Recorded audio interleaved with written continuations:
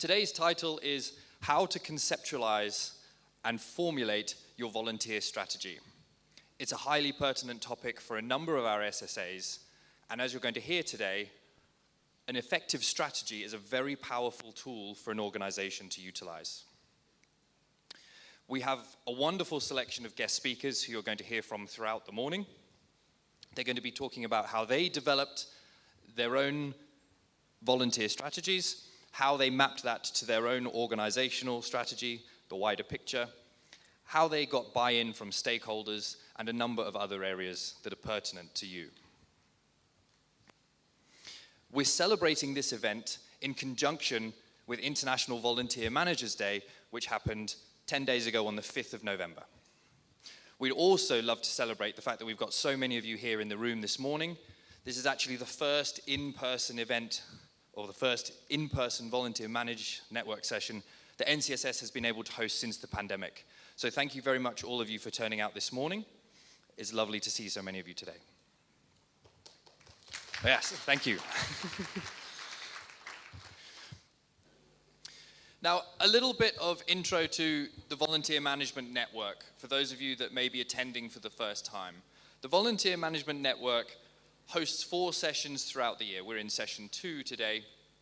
The following sessions are to come in January and March, so please do watch out for notifications from NCSS and sign up to those as well. Each session has a different theme or topic.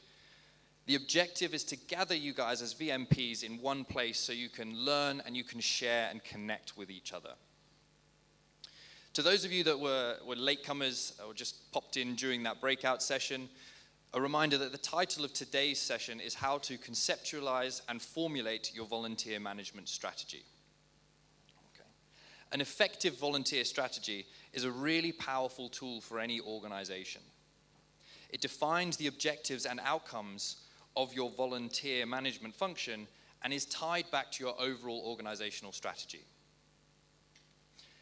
We do understand, though, that it can be pretty challenging to develop one, and even more, to get consistent buy-in from the rest of your organization.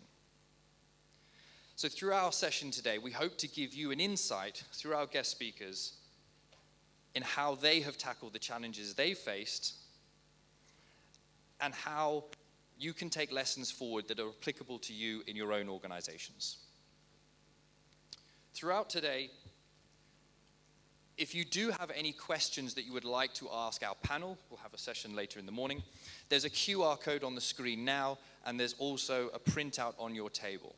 You can scan the QR code, and you can input the questions that you would like us to field to the panel for you later. If someone has already asked your question, you can upvote it, okay, by clicking on the thumbs up, which means it will raise it in importance, and we'll be able to see the most valuable questions for them from those of you in the room that we'll present to our wonderful panelists later. So please do keep doing that throughout the day. Now, before we dive into the topic specifically, we just wanted to share some of the data with you from the pre-event survey that you guys completed, and thank you for taking the time to do that.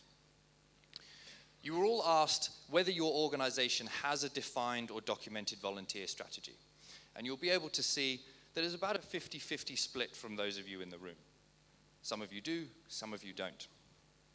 Which means we have a wonderful opportunity from those of us that don't to connect with those that do, and those that do, how can we connect with others and learn how they found the experience from their point of view as well. Those of you that do have a defined strategy, you were asked whether your leadership team revisits this and how often they do so. And it was really encouraging to see over 60% of you said that once a year or more than once a year, these are revisited. So it's really encouraging that you guys are reviewing these strategies as well. You were also asked if your organization's volunteer strategy guides and directs your day-to-day volunteer management activities. And again, it was really encouraging to see that most people say there is a strong direction here. Some say there's a loose direction, but largely there is a direction contributing to your volunteer management function.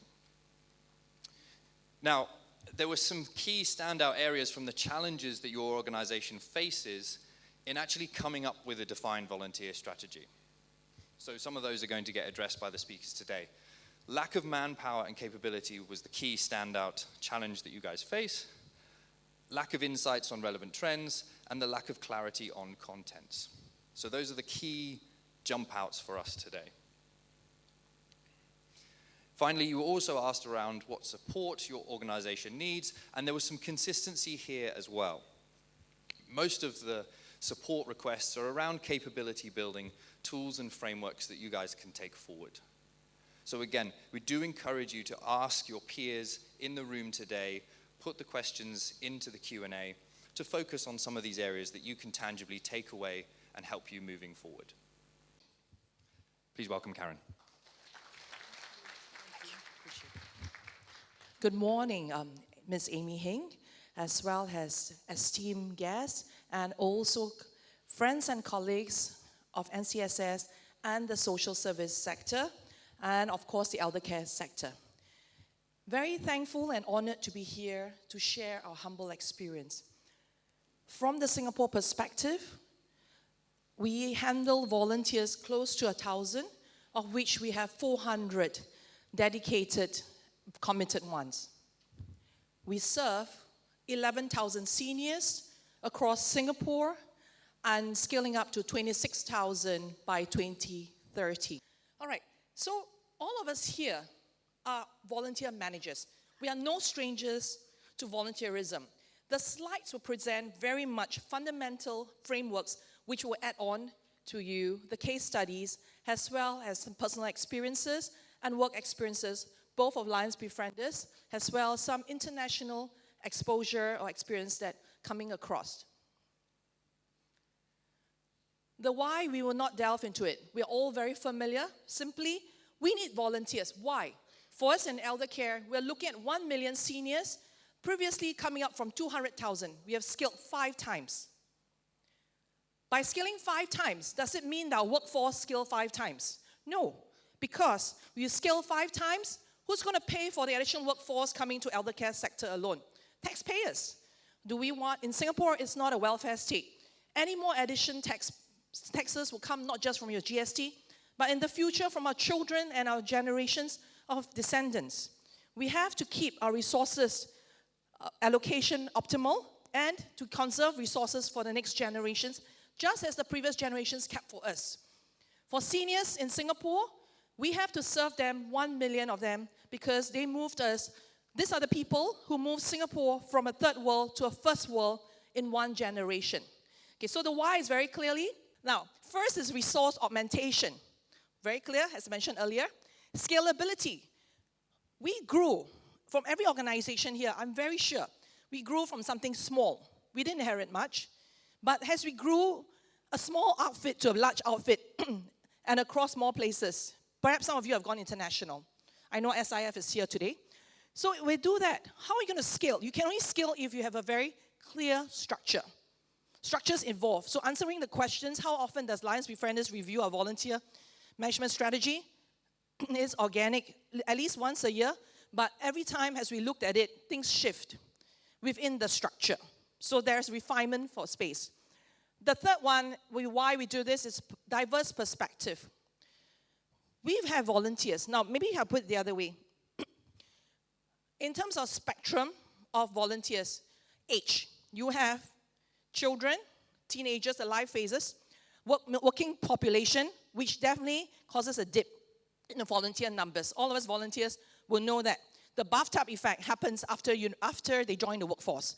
Then they re-enter into the workforce they re-enter into volunteering workforce, volunteering force at the age of about 45. Once they settle in their families, then they start going quite stable. Comes the senior population, a very huge 1 million. What Lions Befrienders aim to do is currently moving up to for every 10 seniors, we need 1 senior volunteer. Meaning, these are the people among their peers, they stepped up. Then we can do cell formation, we can do multiplier effect. Currently, Lions Befrienders across our various spectrum, we have about a ratio of 1:250. It's not enough. Now, why 1:10 we found it as the ideal ratio is because that group functions as a close-knitted group. So not just for the activities they have with us, every time they are free, because don't forget, these are retirees. Okay? They have common interests, they can get along with each other, because if they don't get along, they already left the group. So once they do that, they are actually a very close-knit group that can take care of one another, so-called your extended family. So we look at seniors, that is across the life spectrum. Then we also look at across the skill spectrum, which none of you are stranger to it, right? You have the ad hoc skills needed, ad hoc volunteers, semi-skilled, and the specialized skill. So if you look at, in terms of the diverse perspective, how you cut across, or how we cut across the volunteer management strategy depends on what you have and where you want to go. Even among the student population, you can further segment them into the ones who lead and the ones who follow, and also by the category. For example, some of them come from the sciences. They can do more science work. You'll be very surprised. And some of them can do experimentation and teach the younger generation. Like STEM, for example, I know some of the children have this thing called Project Einstein. They go to CDAC and CINDA, and they run camps for them to inspire STEM among the younger generation, those coming from lower incomes, because they may not be exposed to STEM in their formative years. Because many of us, when we grow up, when we have children, we tend to let them play with Legos and experiments. So these children from lower income may not have exposure. So this group of students from JC, they go around to build the interest in this population. So if we look at diverse perspective, what we have, what we offered, is what we can look, understand what their needs are, where the strengths are, and then repurpose them for the greater good. The other areas, public perception. It's important for social services, including the healthcare, elder care, not to rely so much on, we need manpower, we agree. But when taxpayers see when we are heavily or having too many manpower in terms of the ratio, it's never enough, okay? But it's a question of optics. When you balance up, for example, for every one staff, for example, Lions Befrienders, to manage 11,000 seniors and to meet MOH targets, we actually have 130 staff only. Pure math will tell you that's not possible. Now, on top of that, Lions Befrienders is particular about the standards that we set on our colleagues, because every senior that comes through Lions Befrienders is a family member. They are not a number in the system. From the point they join us, to the point they passed away, even they move across the certain boundaries, we are with them, and we are the go-to point, the trusted family member. To deliver that kind of quality of service means there's depth, there's trust. We can't do this with just 130 staff. Over the years, thanks to our predecessors in Lions Befrienders, our founders, and those who have walked through the journey with us, we have about 1,000 volunteers, of which, as I mentioned now, it's about 400. Previously, we had more. But over the last 2 years, we have retirement of volunteers. Be very surprised. People say my volunteers have left the organization. Our volunteers, which the first batch, I think there's about 30 or 50 of them, were inherited from MND during our formation years, as we took over the project from them, the pilot project from MND for the Samsui women. That batch that handled them in certain areas like Chinatown and Lavender have already retired from service, from volunteers, because they are 70s above, 70 over years. So they themselves are also struggling to get there. And so imagine the love for a person, a human being, comes and pulls through and shows through in volunteerism. And those were the days when there was really nothing much in the country, and yet they served the country, they served their fellow man, humanity with love. Okay, so with that, we actually have to relook at a later batch of recruitments, which will come to the next point. Increased capacity, no need to mention. Community engagement, very clear for all. Now the question is how? How are we going to have a strategy that can benefit us? As shared, these are just broad principles, leaving to all of you to be creative, to push the boundaries, think out of the box, and formulate. Okay, and of course, you have to check in with your own clienteles and also your own colleagues. How do we do it? We, first of all, understand the ground. Who do you serve? What do they need? Do you really understand that? Then you go out with the call for the mission. Because when you understand your clientele and you go out exactly with what they need, the people will respond because they know you've done your work and they know there's a real need out of the market. So people will step forward. But as we do that, that's important is we have to look at how you structure your volunteer opportunities. Okay, I'll put it the other way. So Alliance Befrienders was trying to find, okay, thanks.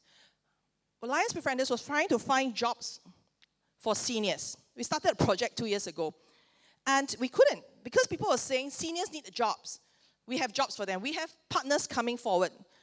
We couldn't find takers. Why? Because the seniors saying, example, so this is the same thing that you can apply to volunteerism.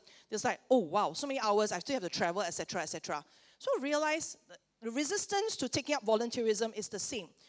If you are able to break up into micro-volunteerism, like micro-jobs, own time, own target, near your home.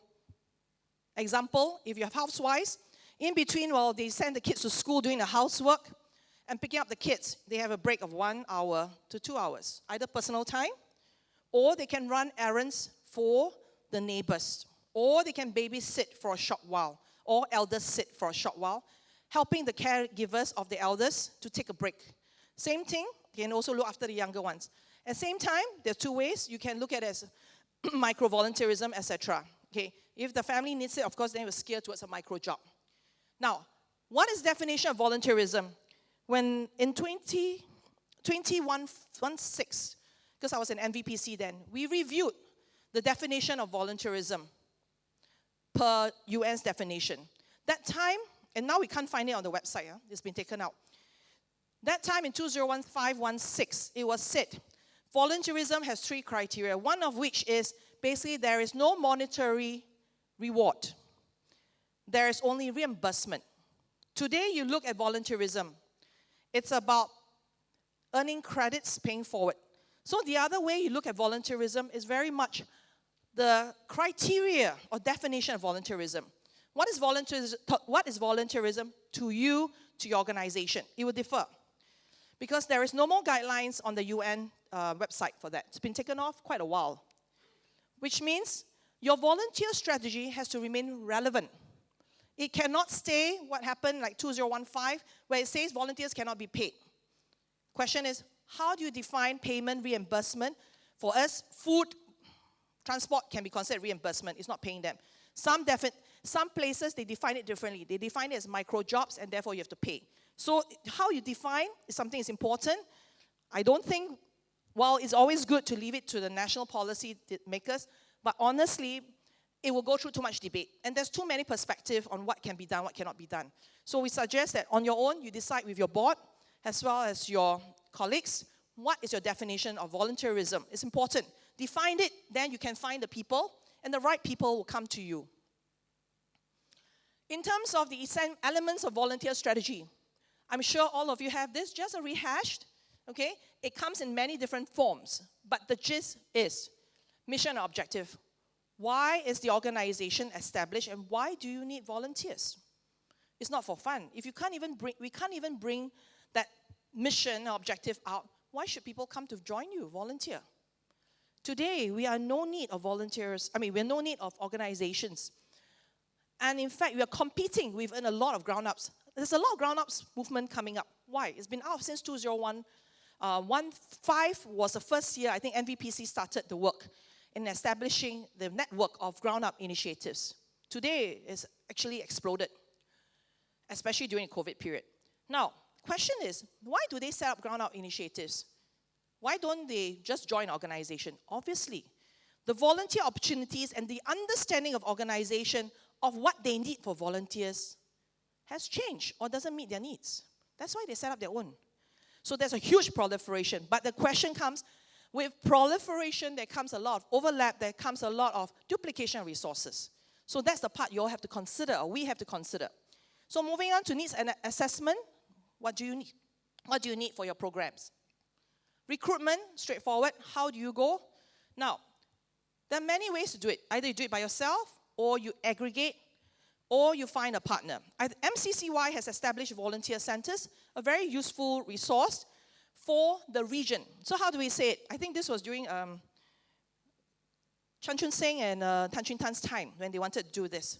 2017 was the first formation of the volunteer centers. Today, I can't remember how many, I think about 20? 24 exploded. Yeah, because I think we were, in the earlier years, 2017, we were looking at 2 or 3 first pilot. Yeah, so for that, what happened is, volunteer centers is your first point, or one of your key places. But every model's got pros and cons. So volunteer center basically recruits corporates, pass it on to you. It's up to us to maintain them, okay? Now, corporate volunteers, while we love them, they also have their own restrictions. To be fair to them, what's their rice bowl if you're in a corporate? It's to deliver your company's KPIs. The CCA of CSR is not a priority. In times of economic crisis, do you feed your family or you do volunteer? You feed your family first. It's common sense. You can't put food on your table. You can't do charity. Charity begins at home, but it does not end there. Okay, so for this, when we look at the recruitment, that's the one group is volunteer thing. The other one are volunteer platforms. You have a lot of volunteer platforms. One, you have your giving.sg. You have SG Assist. You have quite a lot coming up. Okay, so there are your second sources. Third one is, of course, our own. I mean, we go for all the volunteer fairs. We set our own booth. But actually, we're also fighting for the same group of volunteers. Question is, can there be collaboration? Yes and no. There's no perfect answer. It's also a dynamic, your relationship and chemistry with the other organization. So maybe this part I share with you.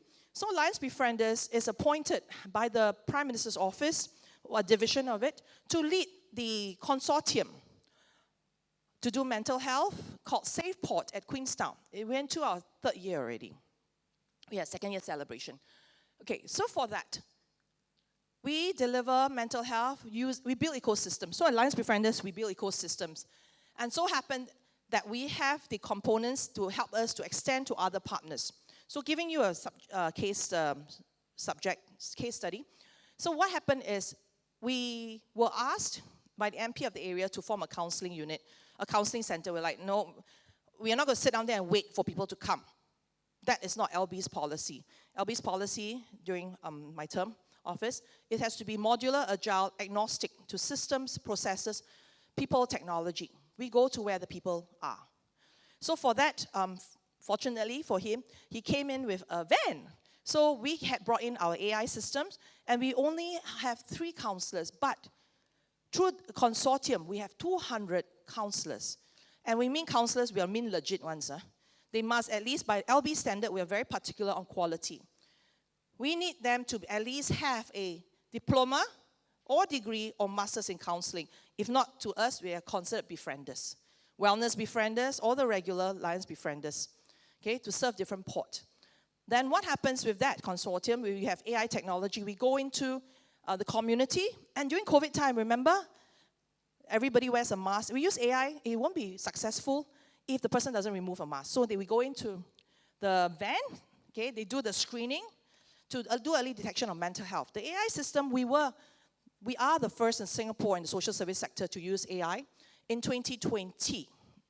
Rollout time was around November. Test run was July. Sorry, July was when we first saw it. Rollout time was November after clinical trials. So what happened is, when they're in there, and we were successful, and we were asked to go to the schools. So we moved from primary school to secondary school, and we do it regularly. Every 2 weeks, we're in one school. The same school will see us twice every 3 months, because in Queenstown, it's only 3 schools. Then we were asked by ITE as well as other IHLs to go into the polytechnics. What we do is we do the AI screening, then followed by the other volunteers. It's not just one group. There's a lot of consortium of volunteers that we manage. The key point of this is, when you want to do a program, you want volunteers, make sure that from the point you identify the need, develop a program, make sure there is not just screening, intervention, there's a flow through, a closed loop, so that nobody falls through the gap. Because why volunteers get disheartened?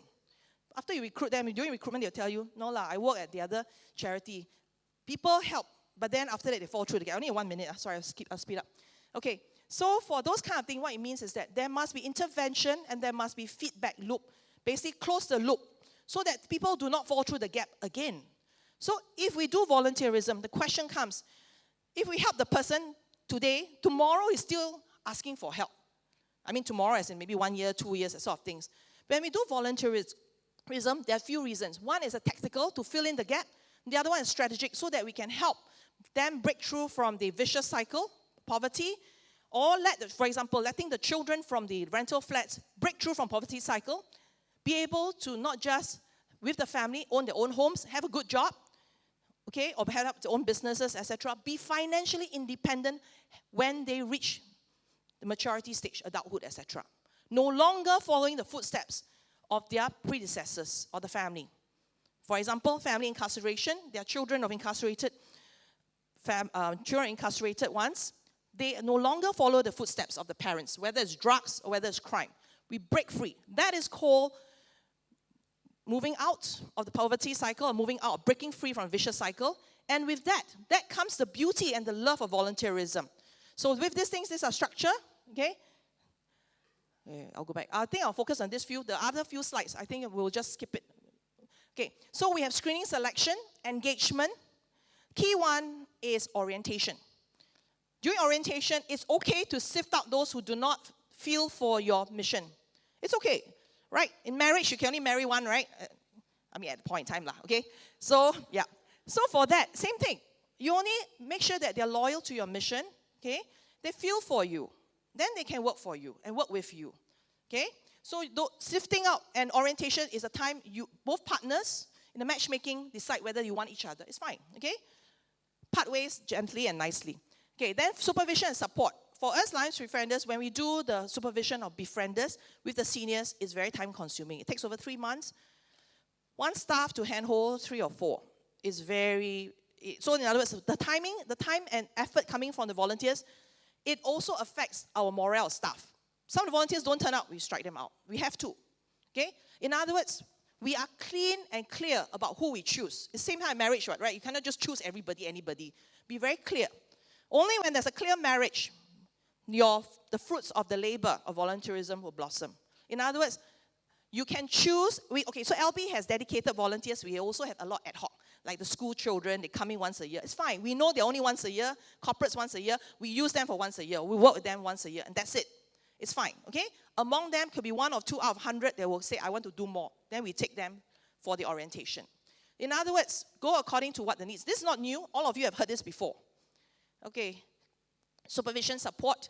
And our support from the staff in charge of befriending is not just one coordinator. Entire befriending team has to support one staff to support at least about 200 seniors.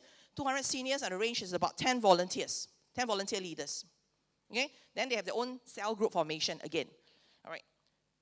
So recognition, appreciation, no stranger to all of you. You have your appreciation day, you have a celebration.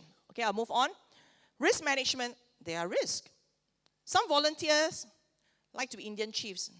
Yes and no. If they break away, they usually form ground-up initiatives, nothing wrong. But we need to understand, why is it they become Indian chiefs? Is it something that we didn't do correctly? Or is it something that our staff support is not strong enough? They cannot address. Is that why they take ownership? Which is good. People take ownership, they will go forward to help. But the question comes, we have to self-reflect and not say, oh, because this guy's an Indian chief, write him off. No. Find out why. Then diversity, inclusivity, very clear, no need to answer. Okay. Performance management, yes, there's evaluation. We do evaluate our volunteers. Not a very rigorous performance appraisal, but we assess the volunteers whenever the team meets, almost regularly. They meet once a month. The staff team meets. The name of the volunteers and district will all be going through. They identify which are the issues. The problem, is it from the from the volunteers or the seniors? In both ways, everyone has got fault. Or is it the staff that cannot manage them? Okay, then we redeploy. In the process, no one's get fired, but it's about redeployment. Because we believe that everyone's got strengths, everyone's got weakness. Look at the strengths, strengthen it. Weakness, use another colleague to cover. All right, reporting and data collection, important. We've gone to technology, everything's online, use it online.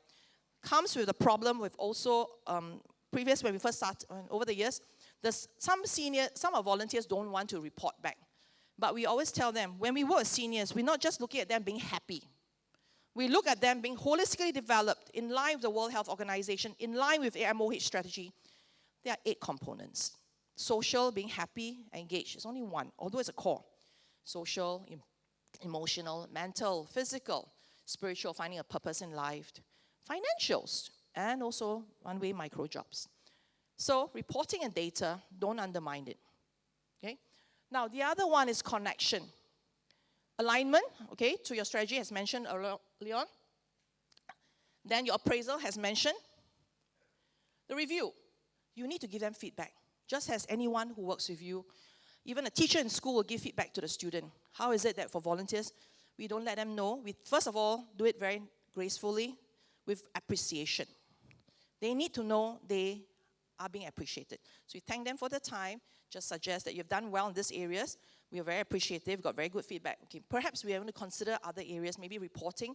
It's good to report because the nurses and doctors need to know what's happening to them. How's their health? So just don't look at them being socially happy. How about the other part, their cognitive emotion? Do we need to refer them to medical services? Do we need to do intervention in mental health? Because as a volunteer, you are the face, but you are also the person that the beneficiary or the clients need. And you are the ones who drive the entire organization, especially in the social services and in the elder care. With that, I thank you. Thank you very much for articulating so clearly the why around our volunteer management strategy and the value add that we get from that. A number of you face challenges for getting stakeholder buy-in. That why is really powerful for people to resonate with. And similarly to what you shared there around the humanity with love phrase, really connected with me, kind of really getting to the crux of our clientele, treating them like family members, and really defining what volunteer management looks like for us, what volunteerism. I love that phrase, micro-volunteerism. Really maximize the time that we can get out of our volunteers. They can see the clear value add and translate that back into our strategy for the organization. So thank you very much for sharing that. There were a number of obviously points that were shared. AI, wonderful to hear that you were so kind of ahead of the trend there. Feedback, please do put your questions in the QR code if you'd like to ask Ms. Karen anything further based on the insights that she just shared there. So thank you for that.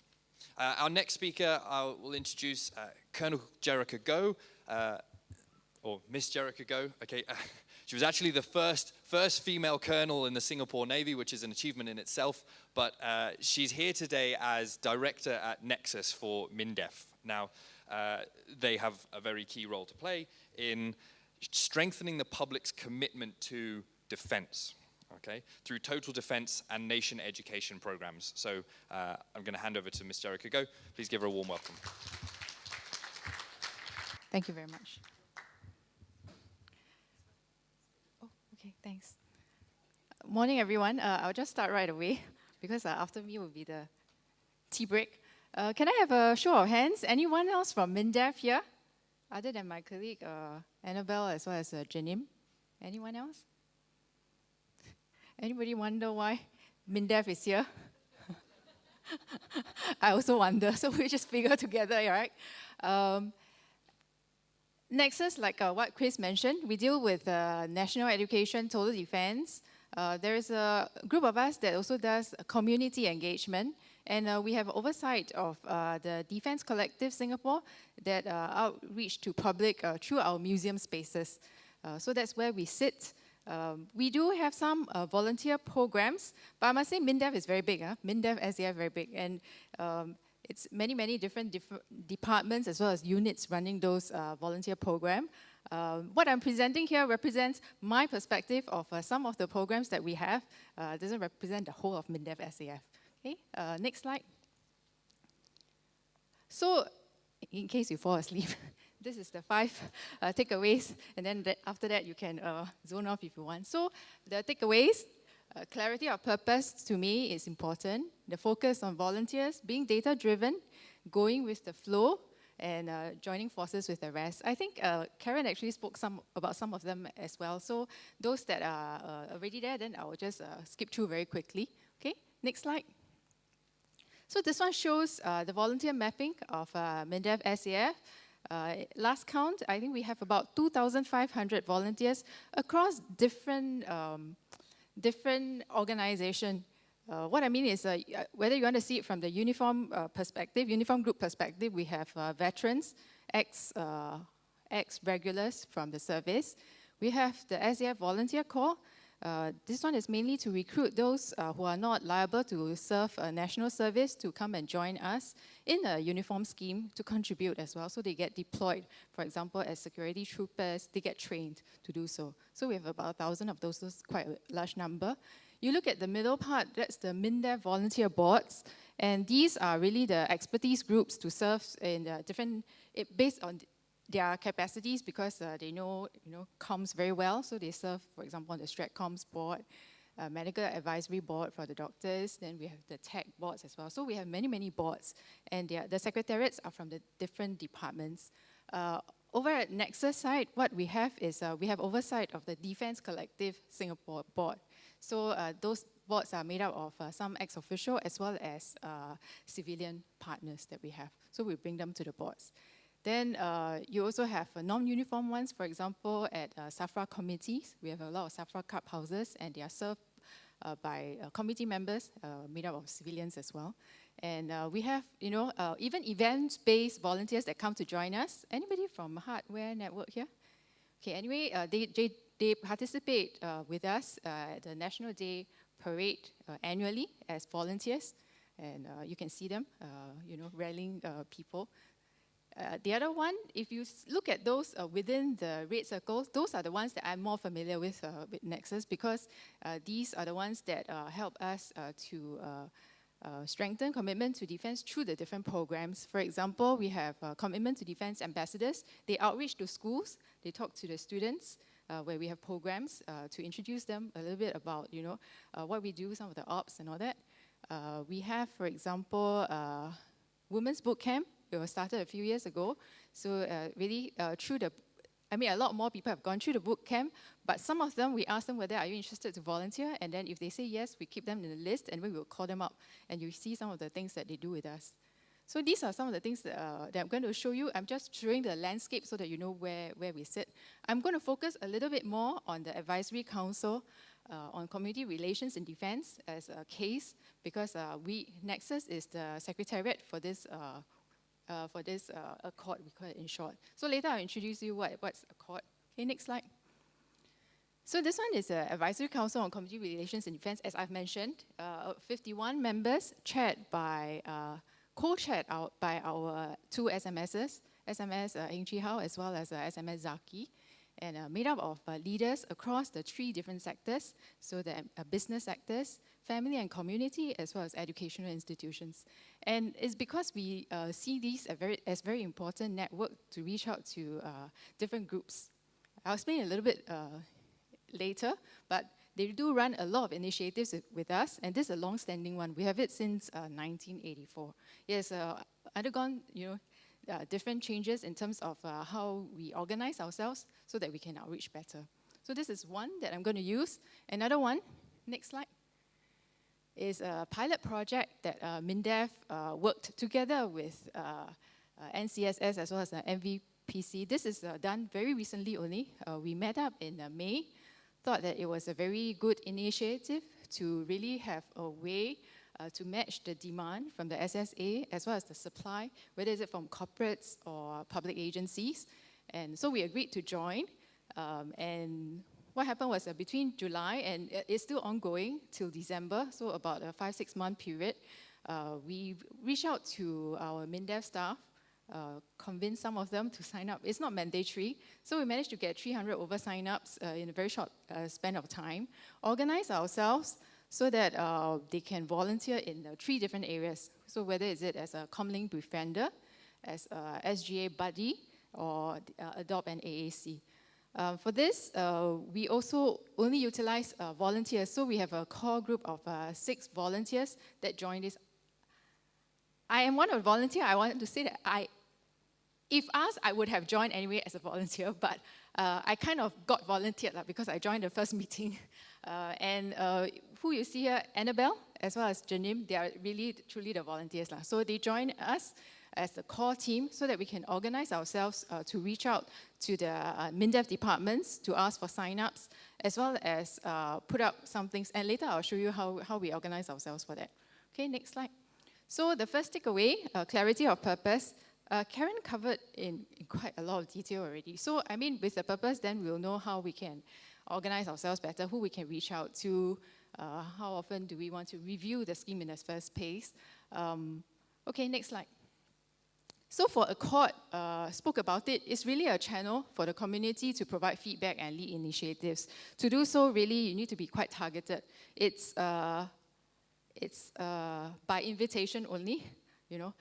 Whereas for the MINDEF staff volunteering project, I know for just a 5-6 month project, we also had a short-term as well as a long-term objectives. So this is the objectives developed by the team. But in GIST, it is, you know, about, of course, doing good at a more sustained basis. So it's not just event-based, but something that really the SSAs need.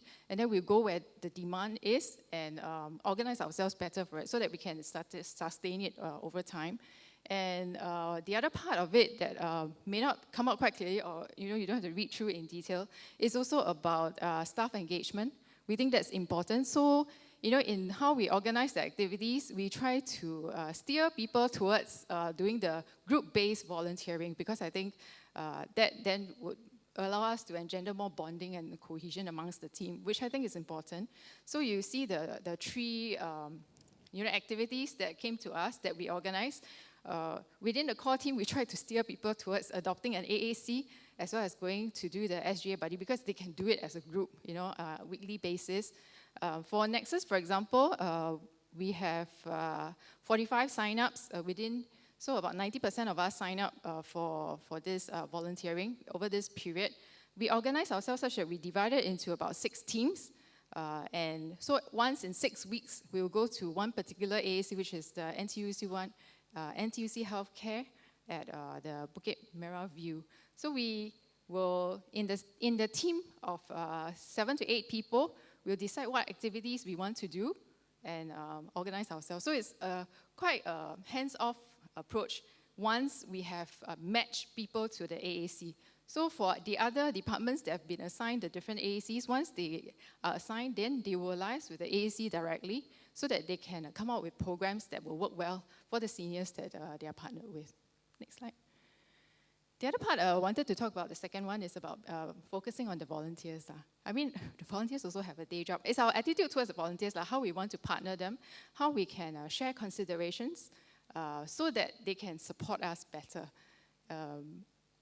Karen had this pathway to show the you know, the different aspects of the strategy of engaging volunteers. We also have one, we put it in a loop now, because this one we apply it to Accord. We always tell our Accord people, because we renew the term every 2 years, I think it's a good way to see, you know, who else we want to bring on board and then who we want to retire from the board. And we always tell people, once you're on Accord, you stay forever, because you are then put on the alumni once you're out of, you know, once the term comes up. And we have this cycle of onboarding, engagement, internal comms, training if required, recognition as well. Recognition in different forms. Annually, we do try to find touch points with them. Whether is it, for example, this week is the Navy Open House. We'll use leverage on the services open house to also engage our partners. And we do have stakeholder engagement, for example, this week for them. And then the last part on alumni management. The second one I want to highlight is for the pilot project that we are doing. I'll just call it Project V. Project V. What the core team did to make it easier is to reduce friction or barriers of entry for the participants. So they provided like info kit, FAQs for the departments for ready use. So we brief the department heads as well as the department reps. We pass them the material so that it's easy for them to disseminate within the department. And I thought that's quite useful. The other part is we even reviewed existing policies. So we have policies that allow people to do volunteering. We found out that not many people knew about it. And even if they know about it, then there's an extra step of having to apply for leave so that you can go volunteering. We removed this requirement to take leave during this period when they participate in Project V.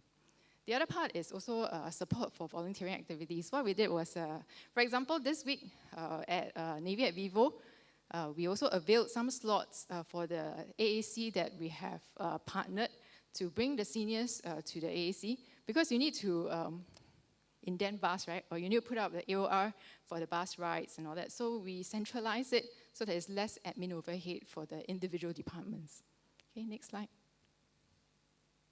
This one is being data-driven. Karen also mentioned it. But I just wanted to say that it's important first for us to assess, how the volunteers find the experience. Then second part is also the actual work.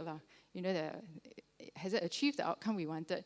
Has it achieved the impact? And what else can we do to make things better? We do it, previous slide.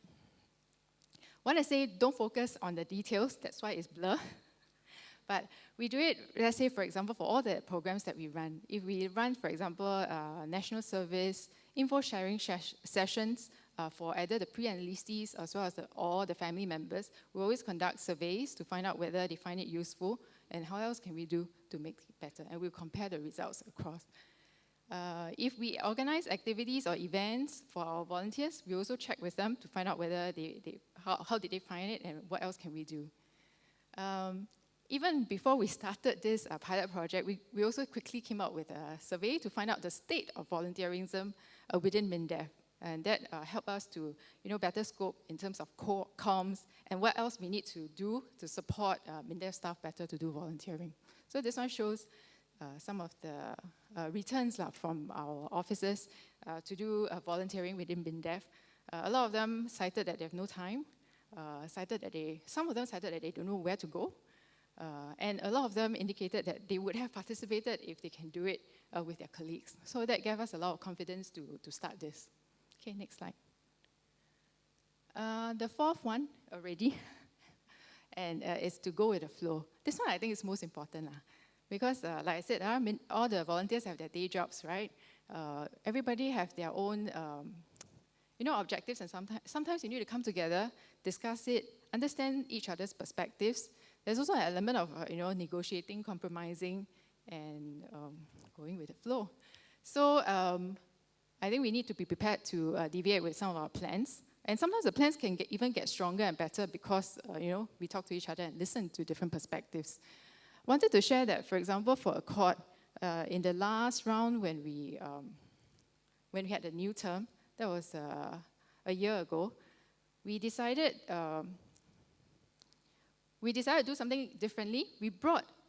So because Accord is quite big in terms of membership, it's usually we don't bring all the members together in the different subgroups that I mentioned, right? Whether it's a business group, family community, or educational institutions, they'll meet together. Then the initiatives will be discussed, and then we will bring it up to the Accord main to discuss it. This is really a bit for efficiency, and really, realistically, you can't have 50 people in the same room and then discuss about all these things. But we decided to do a little bit differently, to include them at the start of the term to discuss about what we want to do together collectively as a Accord. And actually, within the team, we are not too sure whether this will work. But I think it turned out quite well because there's a cross-pollination of ideas, and I feel like a stronger ownership. So don't be worried about, opening up and asking people for ideas, and then we can see how it goes from there. So this is like the graphic details of, what were some of the ideas, and we indeed did pursue some of the ideas from here. The other one I wanted to share is, for example, this is the NTUC Health, volunteer program that Nexus does on a weekly basis. So the going with the flow is not just applying to us. The NTUC staff at the AAC was also very helpful. And he tried to tell us, for example, some of the activities that the seniors like, tried to tell us, what are the activities that we shouldn't conduct. One of the activities, I must say, he said that clearly to us is try not to do bingo. Anybody from the dealing with seniors one here? SSAs, dealing with seniors?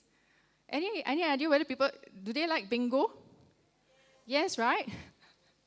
Yeah, even my daughter who volunteers tells me, bingo very popular. So we are all a bit puzzled, why don't want to do bingo? But we know why, because they think that it doesn't encourage social interaction.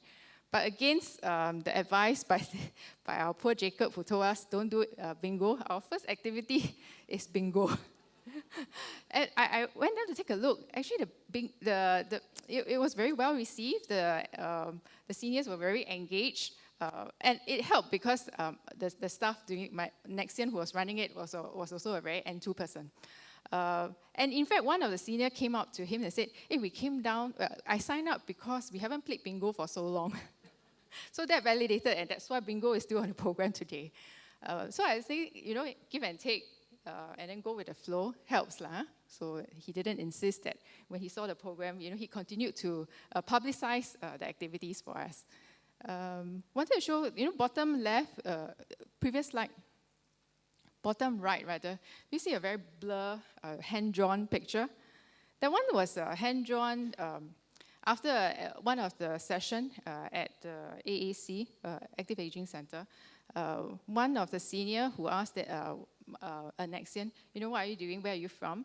And then he said he's from MINDEF. He hand-drawn like a depiction of an NDP activity to thank us. So I thought that's really a very nice touch. Okay, come, next slide. Oh, we have also learned a lot of activities to play with seniors. Some of my Nexian told me that, her Instagram feed, right, started having a lot of senior activities. This one is about joining forces. I think, that's why we are here today as well, right? You can learn from each other. Maybe I'll just show you the clip and then I'll just narrate along the way because time is coming up already. This one is done by Brickland. Anybody from Brickland here? Not Legoland. Yeah. Brickland, Choa Chu Kang area. Anyway, yeah, this is done by them. It shows different groups of volunteers coming together to do total defense, food security exercise.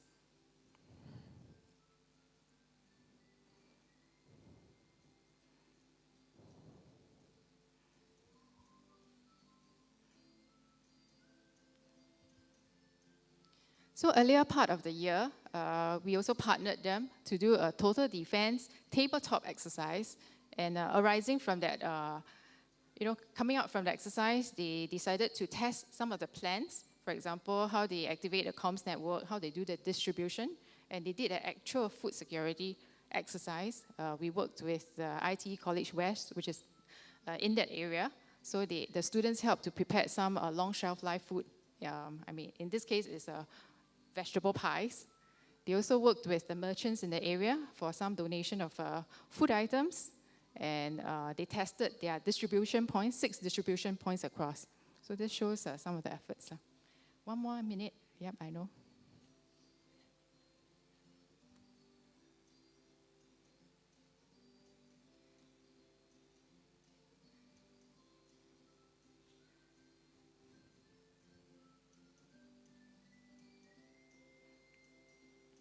It's really quite nice to see the whole community coming together in this case. I wanted to wait until the point where all the different volunteer group comes out. Then we can give a pause. So this is it. Okay, can pause here. Thanks. This is the 5 takeaways. And the last part, but most importantly, I think at the core of it, volunteering is really about connecting people. It strengthens our connection with each other, social resilience, and coming to my rice bowl, which is to drive total defense. Next year is 40th year of total defense, and we look forward to working with everybody to strengthen social defense for Singapore. Thank you very much. Thank you very much.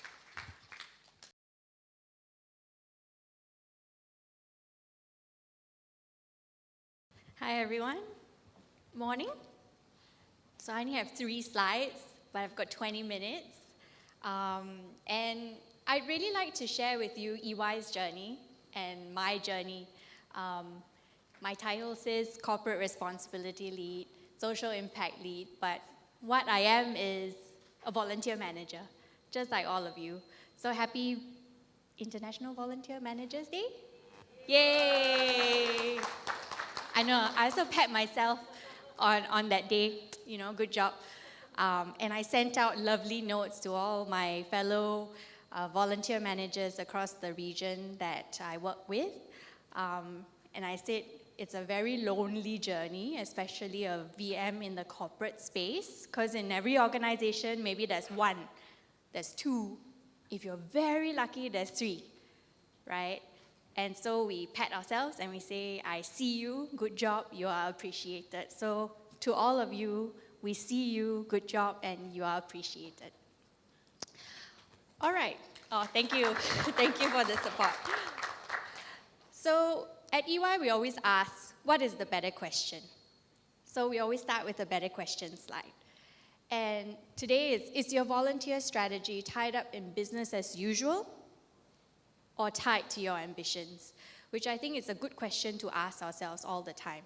Is what we are doing building towards a future that we are looking at? So I'll share with you EY's journey. We've got more than 20 years of traditional corporate responsibility type initiatives. That's our history. So this is the corporate you don't really want, right? Come once a year, distribute packets, do a bit of a walk, and say, good job. It's okay, I understand. I feel you. So in 2018, EY as a firm globally decided this is not the way we want to go forward. We decided that we want to have a more sustained impact in the world.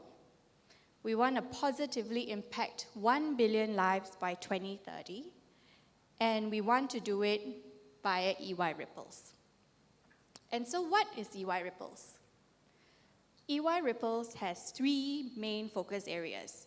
I won't even call it a program, because if you know EY is a professional services firm. We are a bit like law firm. So every office, it's its own practice. It's a partnership model, meaning that globally we are a network of member firms. But it's not like an MNC where the one at the top says do, everyone does. Basically, they give us guidelines and they say, please do, you're very strongly encouraged. So they gave us some focus areas to work on. The first is supporting the next generation workforce. And that is, how do we help youth and the underserved re-enter or enter the workforce? So that's our first pillar. Our second is, how do we work with impact entrepreneurs or social enterprises? How do we help them scale so that they can go and then help others? And our third pillar, accelerating environmental sustainability. How do we help to change behaviors, mindsets, business models, processes, so that people and their organizations become more circular? So these are our 3 globally aligned focus areas. So they never tell you what kind of program you have to do, right? They don't. They don't tell us what programs we have to do. They just tell us these are the types of focus areas that we are looking for. Go forth and do whatever you will. So that's where I started. I started 4 years ago with just this. They just gave us that, right? And they also said, oh yeah, by the way, we are including it in our next wave strategy, which means that on our balanced scorecard or our strategic dashboard, whatever you call it, we have a place there, which is a small detail, and it might seem daunting, but that is the most important point. Why? Because in our world, what gets measured gets managed. So if it's not sitting on the dashboard, it doesn't get done, because nobody's tracking it, right? No accountability there.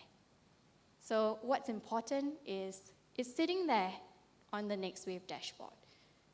In our annual report globally, we also have societal value. How are we doing what we said that we want to do? How are we tracking against 1 billion lives? So that's my first takeaway. I don't have a list for you, but that's my first takeaway, right? It's important to have it ingrained into your dashboard.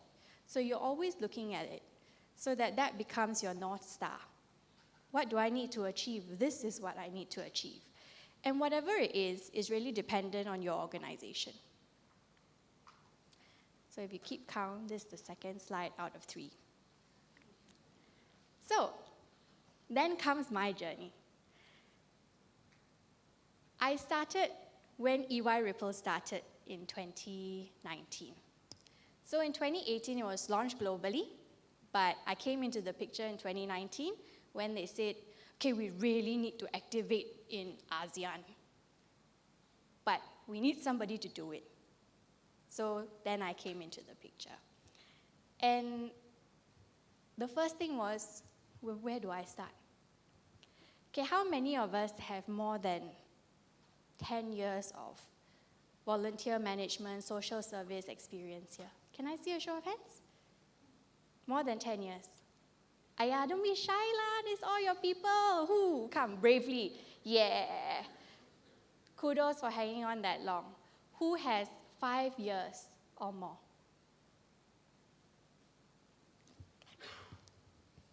Also not bad. So, the rest in the room, less than 5 years, is it? Yeah. Okay, that means you are in the same bucket as I am. So I also have less than 5 years in the sector, right? And when I came on the job, I was like, how? What do I do now? They gave us this big ambition. Then how? First thing was, oh no, 1 billion lives by 2030. You do the math and back count to 2019, then you get your number for 2019, right? And as all targets goes, increase year on year, for sure one, right? So at EY, we've got 2 kinds of targets. The first target is our volunteer numbers. I'm sure most of your corporate organizations have that target figure, right? Number of volunteers, number 1. We also have another target number, and that is called our lives impacted number. So earlier, 1 billion lives, we actually have a target for 1 billion lives, so every year. And so with these 2 targets, we are very clear on what we have to achieve. But they never give us the roadmap. They're like, oh no, just follow these 3 alignment areas. So it was on us to decide what type of programs do we do, how many volunteers can we commit, and how do we balance the right mix. And I'm sure all of this is all familiar to you. Every corporate will be thinking about these things. But then we had to sit down and strategize. First year, we decided, let's do what is easy, what is easily understandable to our people, because this is going to be new. We're moving from once a year to my philosophy of if the SSAs and the needs of the beneficiaries and the clients are every day, we cannot just do once a year. We have to do all year round. So, okay, so that is the first thing, right? We need to do it all year round. Secondly, what sort of programs are we going to do? Then it became, how difficult or how easy do we want to do it? Let's start with the youth. The youth are quite easy to sell, pardon my language. Easier to sell to the staff, right? Help the youth to do this, help the youth to do that. Then they're like, okay, let's do that. First year, we focused on our first pillar. And all the volunteer managers on the SSA side, foundation side, they will ask us, so how many volunteers can you commit? That's like the $1 million question. First 6 months, I said, let's do 5 volunteers a month, because I wasn't sure whether I could get 5. And in the first 2-3 months, it was difficult getting 5. After month 6, more traction was built, more momentum, more things were being said about the program. We went up to 10 volunteers a month. So by the end of first year, we did 10. And now we regularly send 15 plus, 15 to 1 program, and we send them every month. And so we've actually journeyed over from 0 to 5 to 10 to 15, because we also don't want to overpromise and underdeliver. So I think these are some of the things that we do. We also obviously looked at what's the balance of the right mix. We've got 3,000 people, close to 4,000 now in EY. So all of them are potential volunteers. How do we try to get as most of these 4,000 to actually volunteer and commit their time? So we say, let's do different programs, right?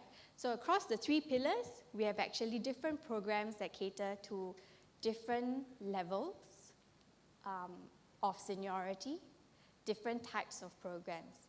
Oh, if you want team bonding, why don't you go and pick up trash, right? Do a beach cleanup, do a reservoir cleanup. Oh, you would like to interact with clients or beneficiaries. Why don't you go on a walk with Minds? It's also good at building well-being of the team, and you all can do it together. If you would like to do something else, we have a suite of potential programs that you can leverage. Then I think all the other speakers have already touched on needing to actually revisit this strategy, right? So we do it on a minimally yearly basis. What needs to change year on year? Where do we place our focus this year versus last year? How do we align to other parts of the business? And here is like where I feel, we all want to get to a place, or I want to get to a place where CSR is not standing alone. I'm not a function by myself. We want to move away from CSR to become a responsible business. So how can we align the other parts of the business to also be responsible business, right? So for example, things like procurement. I know some of your social service agencies might have bakeries, or you might support women-owned businesses that make cookies and cakes and all that, right? So how can we procure from you as well so that we support you? So it's not just sending volunteers, but it's also looking at diversity of procurement, sustainable procurement, and procurement that supports local enterprises and charities. So we think about that. How do we actually align it to other parts of the business? So I would also encourage you, when you speak to your corporates, share about all the things that you have. Because if one thing doesn't stick, maybe there is something else. And we're always looking for opportunities to bring that into the fold. From a resource perspective, the strategy helps us to think about where do we invest year on year. Where do we allocate our budget? And it's a little bit like building a house. Okay, I take that back. It's a bit like building an aeroplane and flying it too, if you've heard that expression before.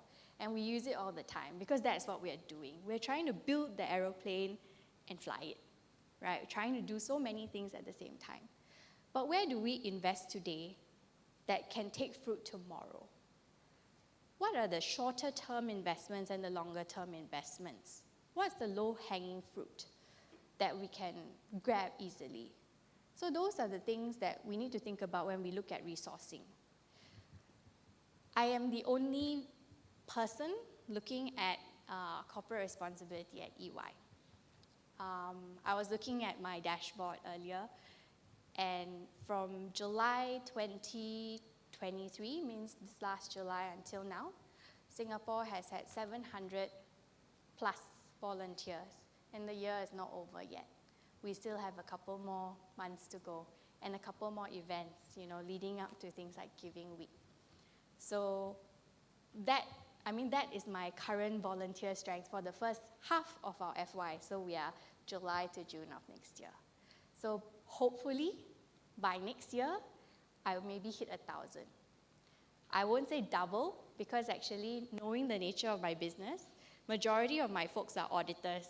And auditors' lives disappear from January to June because they go and support their client, right? They got no time.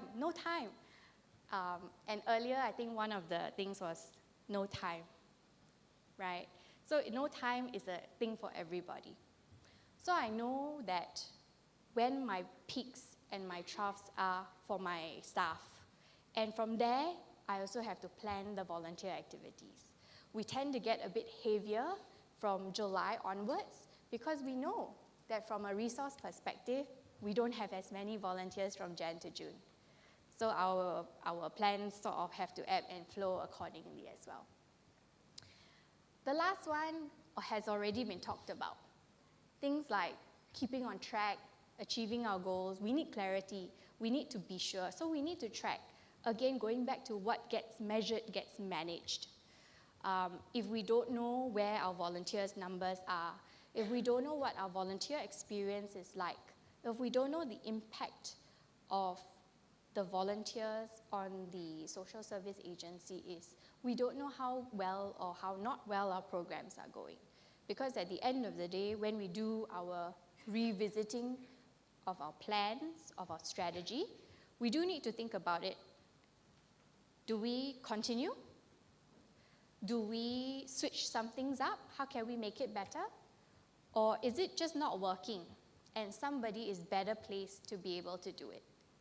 So which is why we also need to keep track of all our goals.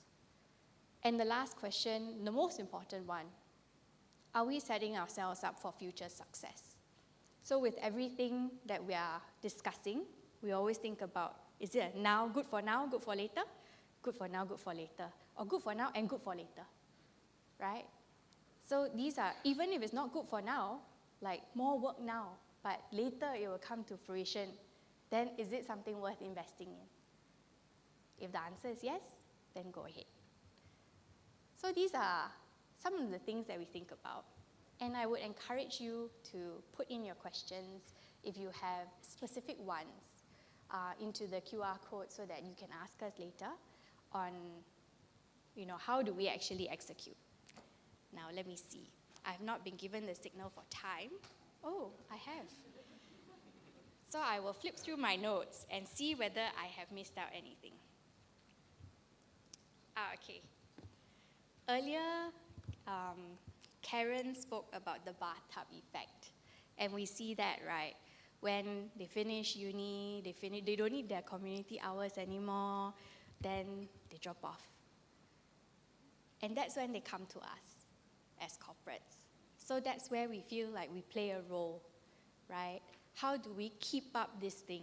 And how do we keep it in the spirit that being a part of a workforce does not mean that you drop all these other things? Because it is a necessary part of working that you also do it. So one of the things that I wanted to share, which I forgot to mention, was how do we actually, what's in it for us? What's in it for the volunteers? Because the first step is convincing the VM to say, yes, this sounds like a great program. Then the next step is convincing the volunteers to sign up, which is where a lot of the problems happen, right? Cannot get volunteer sign-ups, volunteers drop out. So that's when we do the hard yards to actually share with them, why do we actually do it? For us at EY, it's part of building a better working world. It's part of our purpose. So as an organization, we want to do it, and we encourage you to do it. But from an individual's perspective, we also look at how does it help the individual to build skills? How does it help individuals to build leadership skills, build empathy? When we think about things like, now disability and inclusion is a big word, right? A lot is floating around the corporates and has been for a while. We're all thinking about how can we build a more inclusive workforce. SG Enable can come in and talk to us about disability awareness and etiquette. But that's all theory. How do we actually practice it? You go and practice it by actually building relationships and talking to persons with disabilities. So that's what we do then. We use volunteering to be able to help build that disability confidence. So we've been sending our new hires to Minds every Monday and Wednesday for the last couple of months to walk with and play games with persons with disabilities. And I always say volunteering is a bit like going to the gym. How many of us dislike going to the gym? That's me. I would rather lie down and noir rather than to go to the gym and work out. But then when I do make it to the gym and I work out and I feel like, wow, I should do this every day, it feels so good, Volunteering is a bit like that for some. You need to get them through the door, and then they're hooked. They're like, oh, okay, can I do this again? Where can I sign up? And so we make it so that the first step through the door is the easiest. I think earlier you also mentioned something about, Jerica mentioned, how do we make it easy for people to sign up, right? So actually as VM, I do everything. They sign up, they click register, right? To get the mouse to click register me is the hardest thing they have to do. After that, back end, I get a notification. Then I will send them the calendar invite. Make sure all the instructions are there. Even down to, you're going for a kayak cleanup. Remember to pack underwear, because you will get wet. Down to that level, so that if they say, yeah, you never tell me, I'm like, it's all there, you never read my email? So we make it as easy as possible for them, and so that they don't forget that they actually have volunteering to do. And then one of the things that we do is overbook. So if we need 15 volunteers, I usually have 20. Confirm we'll have dropout. And then when the dropouts happen, then we're like, okay, never mind, we can still send 15. So that's part of like the operational level strategy, right? Of how we actually manage our volunteers. I think the rest we can probably cover in Q&A, because I've been given the 1 minute sign and I should wrap up. So thank you so much for your attention.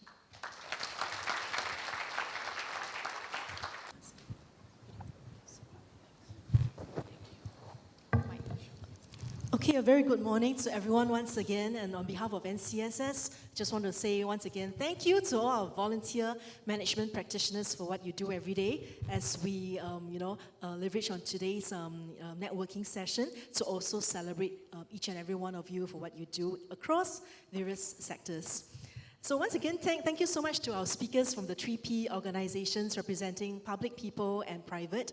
As all of you are aware, volunteer management and volunteer managers is really not just only for charities, but it is also, in existence. It's a function and a profession that also exists in our public agencies that are doing great work in community engagement. It's also across corporates, where we do need to foster stronger volunteer partnerships, and therein lies the importance then of having a volunteer management team, which they sometimes call the corporate citizenship team or CSR team, differing names, but I think as long as it is a profession and function that engages volunteers, that's where I think we all want to level up our volunteer practices.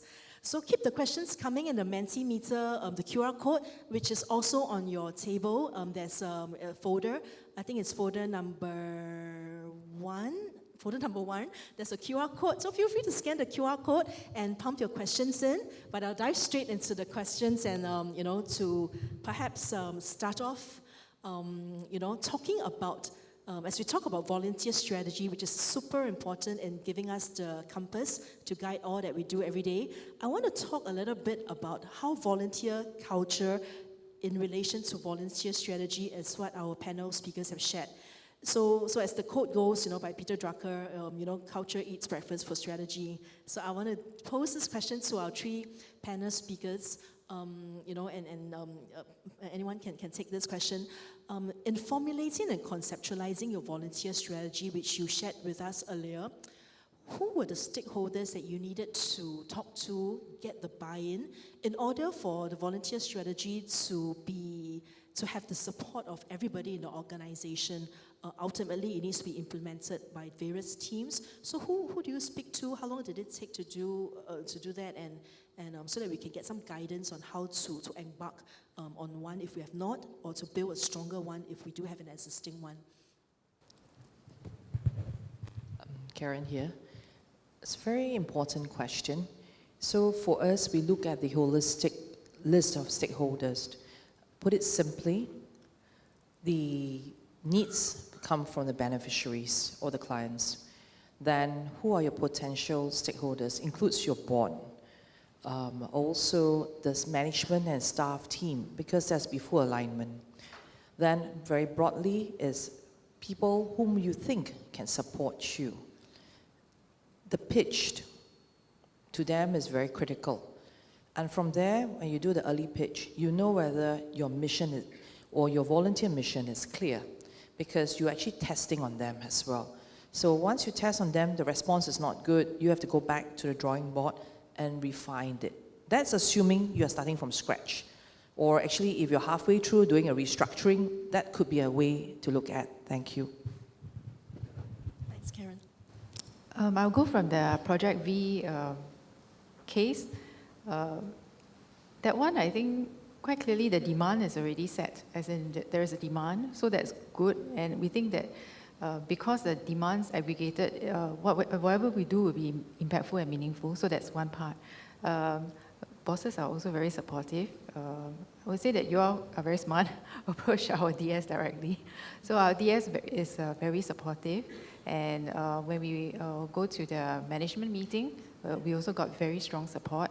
I think forming a core team is important, and then once we have got a core team, we realized that it's not only about reaching out to different department heads, but also the coordinators within the department, because the department head can say okay, but they may not have time to supervise or do the actual work. So the coordinators are also important. So we worked also with the coordinators, and thereafter actually we really we wanted to engender like a stronger ownership within each department.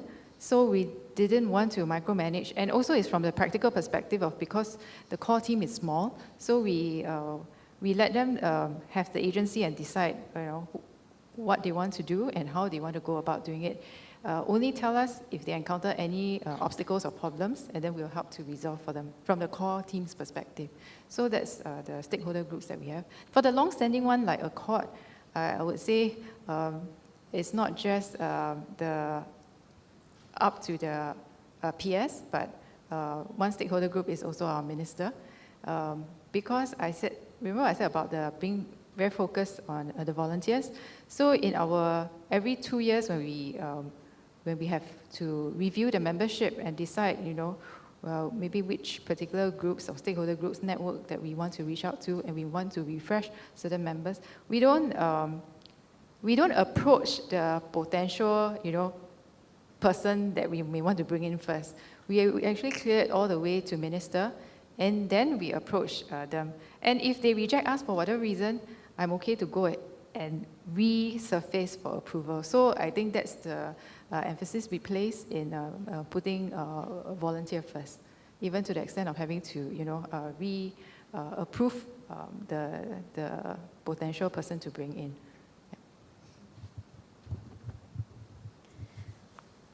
Culture is what I feel is a multi-year thing that cannot be achieved in a day.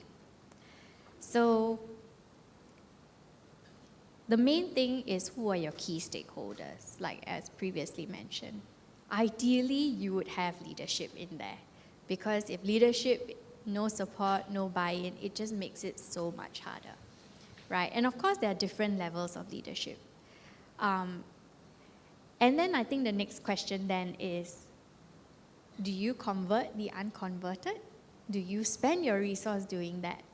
Or do you full blast hit the ones that are supportive, right? I think that one really differs context to context. I'll share a story. 3 years ago, in EY, we've got 4 client-serving service lines. And these are what you would call like business units, 4 different business units. 4 years ago, when I was knocking on the leaders' doors, right? Hi, I'm Kat. I'm here to tell you about EY Ripples and volunteering. Door never opened. Invitation not accepted. Ignored. No email. Earlier this year, I sent them an email to lock in some time to talk to them about a new initiative. First thing they say to me, "Oh, Kat, what can I as a leader do to support EY Ripples?" And I'm like, wow, win already today. And if I can get 2 out of 4, I'm pretty happy for the year. Next year, I will get 4 out of 4, right? And that's the strategy. It's not done overnight. It is to be built up slowly. And I think there's an element as well of if you want something done, you also need a proof of concept. So how are you actually going to articulate the impact of what you are doing so that they see a clear benefit to supporting you? Because at the end of the day, everything has to make sense, either to the business or to the organization. If you're an SSA, it is how are you meeting the needs, right? How are you achieving the objectives that the organization has set out? And I think the culture then is how are we as a group helping to facilitate that? Yeah. Thanks. So thanks, Kat, for sharing. I know for EY, in part, I thought the volunteer strategy does work and permeates across the organization. In part, I do know you have a very supportive leadership team, and the head of EY, Namsoon himself is very, very supportive and walks the talk as well. And I know DS Amy also from, DS Elaine from MINDEF as well, herself volunteers with your team.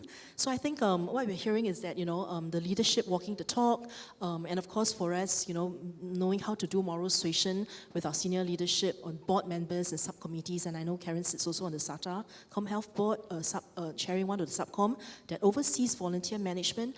I think it's about, engaging different stakeholders, and getting their buy-in, and that will really move outcomes and move the needles much in a more delta angle than if it's not socialized. So thanks for sharing. I want to dive into one of the questions which ask about, what do you think are the implications to an organization if they do not have a volunteer strategy? So from your perspective, imagine there isn't all these that you shared. What do you think, would have resulted? Yeah. I can start first. We will remain ad hoc and episodic, which doesn't serve to support, any of the missions set out by government or any of the SSAs. We won't be able to support the real needs of the ground on the ground. I think there will be having a strategy in place just pulls everything together. It pulls comms together. It pulls, different departments together. How can we work cohesively as one? And a lot of the things that we do, right, we also need to communicate about it. We do need to share about the good work that we are doing, to encourage others to journey along with us. So if all of it is not done in a strategic way, you will find that everything gets very disjointed, very messy, and it will not achieve the impact that you desire. I mean, that's my perspective. For me, I always like to put it back to basics, which, adding on to what Kathleen has mentioned. Just imagine if you don't have a volunteer strategy, it's akin to not having your own life goals and your own life journey. Very simple. So you also imagine before you go to university or before you even go to school, your parents decide for you, but then along the way you decide what you want to do for yourself and what you want to do by the time you pass away. It's a long journey. I learned that when I was 20, I was in MediaCorp, so the group CFO asked, because I asked him the question, should I switch career? Same thing, so same thing as volunteer. Then he plotted all the way to 60 plus. I was like, so far away. So I was like, crazy, I'm only 20. Then, same thing for volunteer management. You have to plan very far. Assuming your organization grows, okay, the assumptions. So the plan, maybe in 10 years' time, where do you want to see your organization's volunteer ecosystem? Then you plot backwards. When you do reverse engineering, you're able to understand your final goal and where are you now and how you get there. That's strategy to me. So every day in our lives, actually, we do strategic work. Whether if you're children or anyone, you think, what's the next step? So I don't believe that none of us do strategy. So if for your own daily lives you do something simple, what about volunteer management, which involves many more people than what yourself is doing or are doing? Thank you. I think I have nothing else. I mean, nothing new to add. I'm from the military, right? I'm actually a naval officer. And SAF, MINDEF, a lot of things is about, having proper plans, and then so that we can review the plan and then decide what to do next. I think it's very ingrained already. Yeah. Thanks. What I'm also hearing is that, strategy is also not just a lineup of events. You took time and heart to share with us the components, the principles, and also the journey to getting there.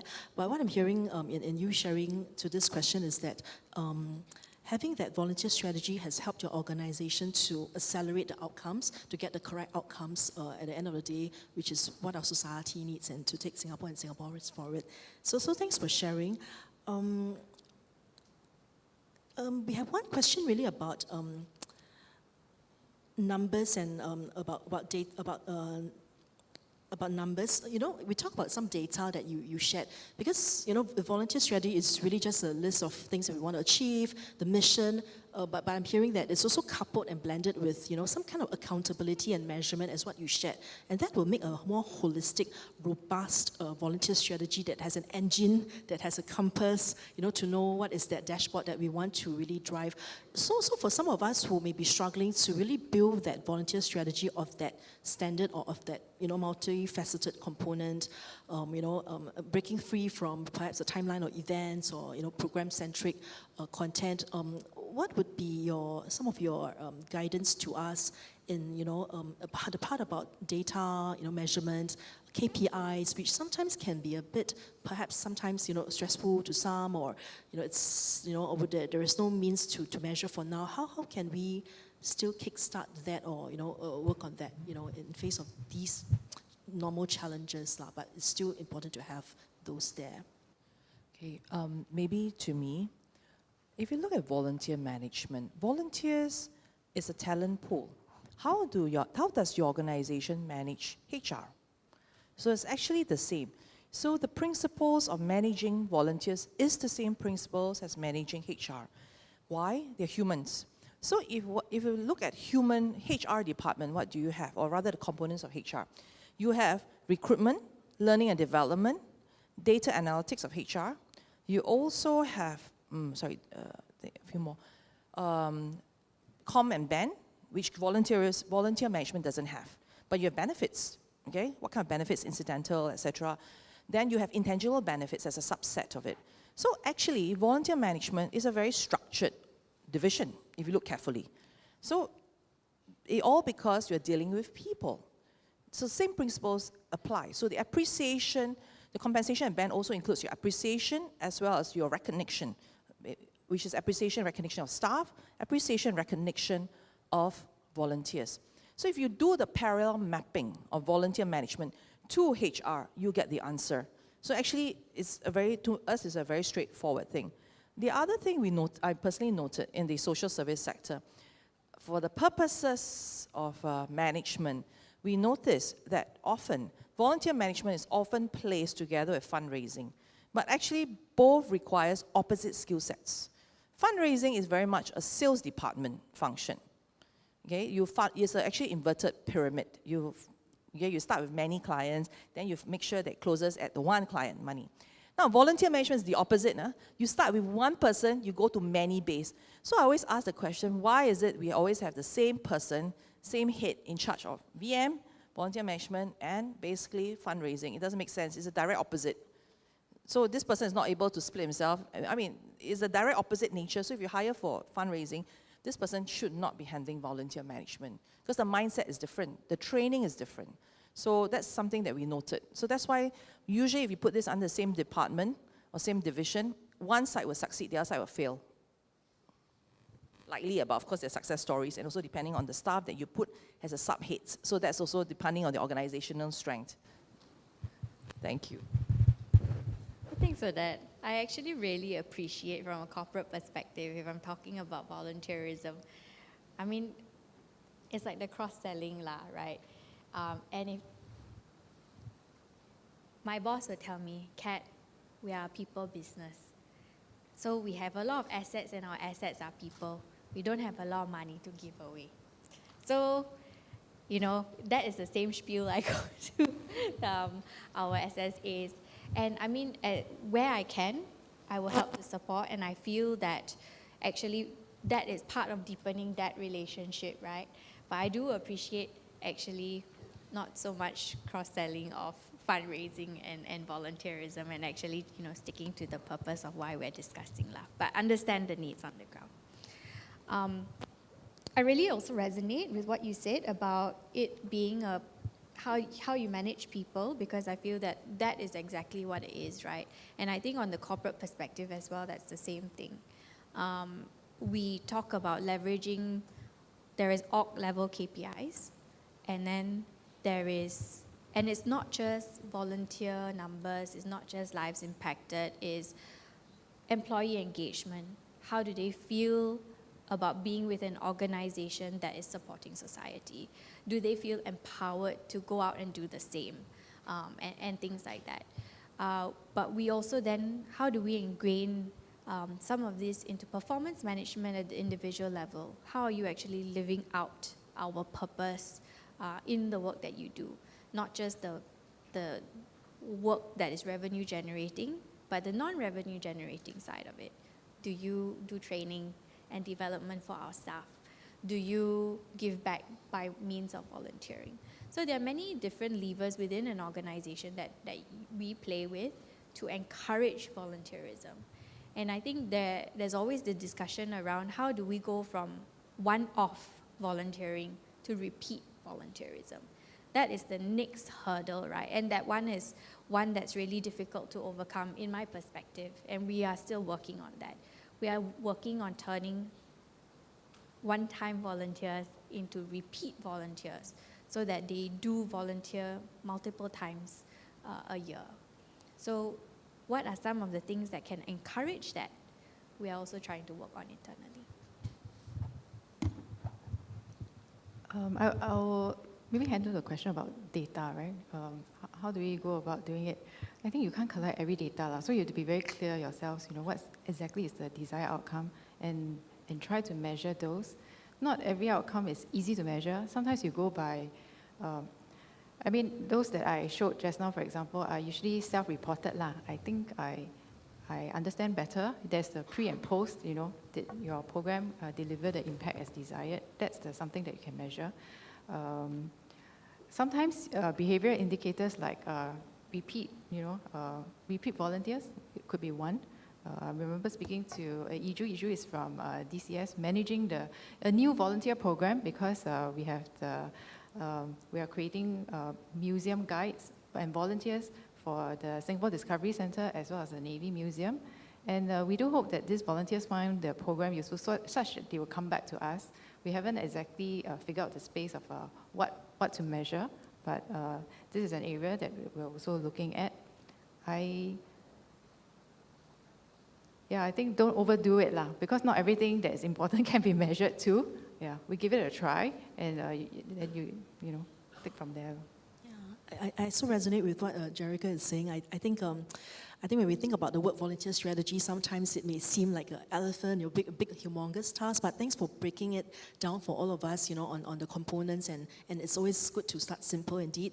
There are many things to measure, but I think the key point, which is what our panel speakers shared, is really about, having start somewhere. It could be start small, it could be just a few output indicators, that will eventually lead to also some kind of outcome indicators at the end of the day. So I think the encouragement is to really try to track, because when you are able to track the efficacy or the impact of your volunteer strategy, I think it's also easier for us to perhaps also seek further support from board, from senior management, and even funding support, as what Kat mentioned as well, when you're able to kind of validate and prove point that things are also going right. So it's good to perhaps start to think about how can we draw it together. There is some questions around the volunteer experience, volunteer conduct, and also reimbursements of volunteers. So just want to lump some of these questions together. How do you think having a volunteer strategy allows a better way for the organization to manage volunteers, to bring up a more positive volunteer experience, and how do you think it has a linkage to that, which allows them to perhaps then become longer term volunteers, convert from ad hoc to regular, and also we then are able to find more suitable volunteers in the long run when we come up with sub-strategies as part of the overarching strategy. Because to your point, Karen, you talk about mirroring of HR, so that there will be a recruitment sub-strategy, appreciation sub-strategy as part of your overarching strategy. So how do you think having all these things put together will allow any organization to bring out more potential in the volunteer and enhance the volunteer experience? Maybe just to share, when for example, if we were an organization, we feel appreciated, we stay longer, and you recommend them to your friends, okay? So the same thing for volunteer management. If let's say we have a very good experience volunteering at organization A, you are thanked, you are appreciated not just by the organization, you're also fulfilled and appreciated by the client. Of course, that's not the key one.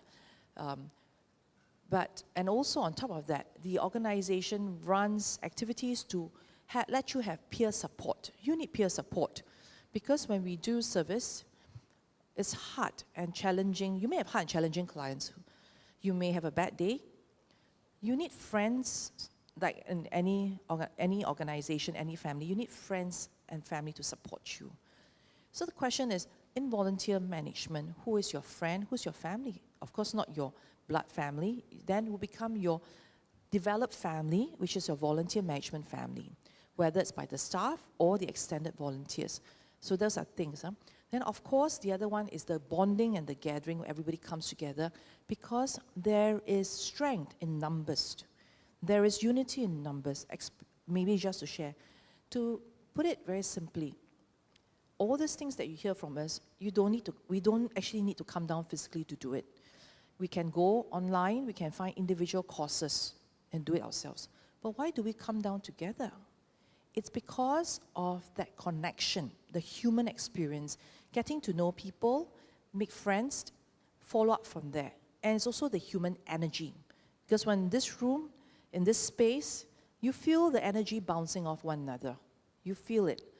Okay, so when we come together, when you put volunteers together in one activity as part of appreciation and dynamism, or as part of a team building, it builds up that strength. I can't explain. I think all of us know that only when we experienced it, and it's a very well curated experience, meaning the session was well run. Just like today, it's also pretty good. So thanks to NCSS. When you have a good session, and also well curated speakers, really, I mean, today I'm quite impressed you managed to get MINDEF down. Of course, EY also, yes. Yeah. So the curation is also important. That becomes the experience. So imagine you do this for the volunteers, volunteer leaders, and also volunteers, individuals. What do we get out of it? And also the hyping of it, the energy. Now, after they leave this room, what's next for them? I think the next step is most important, how you follow up. So the same thing. The strategy and how we do this and how we appreciate, or a subset, actually manifests in every part of our life, in almost every subset of our phases. How do I say it? Basically, we all go through it in either for work or for personal. So it's no stranger to any of us. How well we develop the experience so that when they walk out, they remember and continue. That's key. And it will differ for all of us here. Different perspectives, different background. Thank you. Maybe I zoom down to, so MINDEF, we have both, working with external volunteers as in volunteer to do MINDEF work to strengthen commitment to defense, or any of the expertise boards to provide those services or advice to MINDEF so that we can do our job better. That's one part. The other part is the one that I shared on Project V. I want to say for the SSAs that we work with, actually they also have this volunteer management thing that I found it useful. Onboarding, for example, they provided short briefs to us. Don't insist everything must do training. If you think that the volunteers are almost there already, give a short brief, make it easy for them to say yes, right? Brief already, straight away can roll into the activity. Learn as you volunteer, I think can work too. Of course, depending on the risk it involves, but I think that helps too. Having your coordinator, I know that's very tactical, to understand what's the impact and be able to articulate those impact to the volunteer regularly, I think helps too. I remember one of the staff telling me, Nexus telling me at the end of his volunteering session at the AAC, that when they gathered together, because we always have hot wash up, a debrief right after the session. So half an hour before, we'll do a prep of the space. Then it will be a 1 hour of activity with the seniors. Then after that, we will clean up the space, return it to its original state, plus a short debrief.